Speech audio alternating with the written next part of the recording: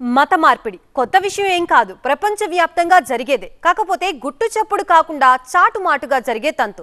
కానీ ఇది ఇప్పుడు గ్లోబల్ టాపిక్ గా మారింది. ఒక దేశ ఉపాధ్యక్షుడే మత మార్పిడి గురించి మాట్లాడడం, అది తన భార్య మతంపై తన అభిమతాన్ని చెప్పడం కాంట్రవర్సీ కాకుండా ఎందుకుంటుంది? గోదారమ్మాయి అమెరికా అబ్బాయి. అమెరికాలో ప్రభుత్వం మారి ట్రంప్ జమానా రిపీట్ అయి వైస్ ప్రెసిడెంట్ కుర్చీలో జేడీ వ్యాన్స్ కూర్చోగానే మన దేశమంతా ఒకటే జాతర. తూర్పుగోదావరి జిల్లా నిడదవోలుకు చెందిన ఉషా చిలుకూరి భర్త అమెరికా ఉపాధ్యక్షుడయ్యాడు అని, ఆంధ్ర అల్లుడు మన దేశానికే గర్వకారణంగా నిలబడతాడని అంతటా అదో రకం సందడి. దాదాపు ఏడాది గడుస్తోంది.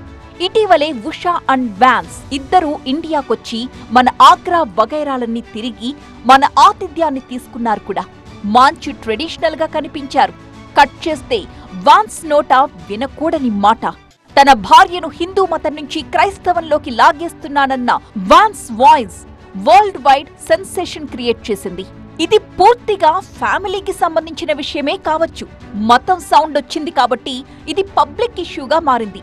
ఆక్స్ఫర్డ్ లో నిర్వహించిన this is the turning point అనే కార్యక్రమంలో ఇలా సెలవిచ్చిన జేడీ వ్యాన్స్ తీరుని అందరూ ప్రశ్నిస్తున్నారు. ఒక మతం తక్కువ, మరొక మతం ఎక్కువ అని మీ పిల్లలకు ఎలా చెబుతారు? మీ భార్యను మీ మతంతో ఎలా ప్రభావితం చేస్తారు అని అక్కడికక్కడే నిలదీసింది ఓ యువతి.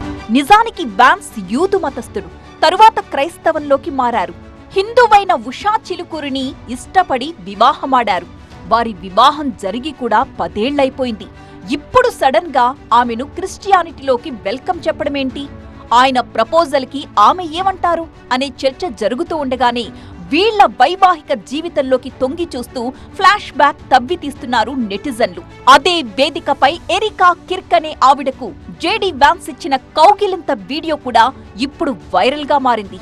మత మార్పిడి వ్యవహారం ముదిరి వ్యాన్స్ అండ్ ఉషా విడాకులు తీసుకున్న ఆశ్చర్యం లేదు అనే వరకు వెళ్లిపోయింది ట్రోలింగ్.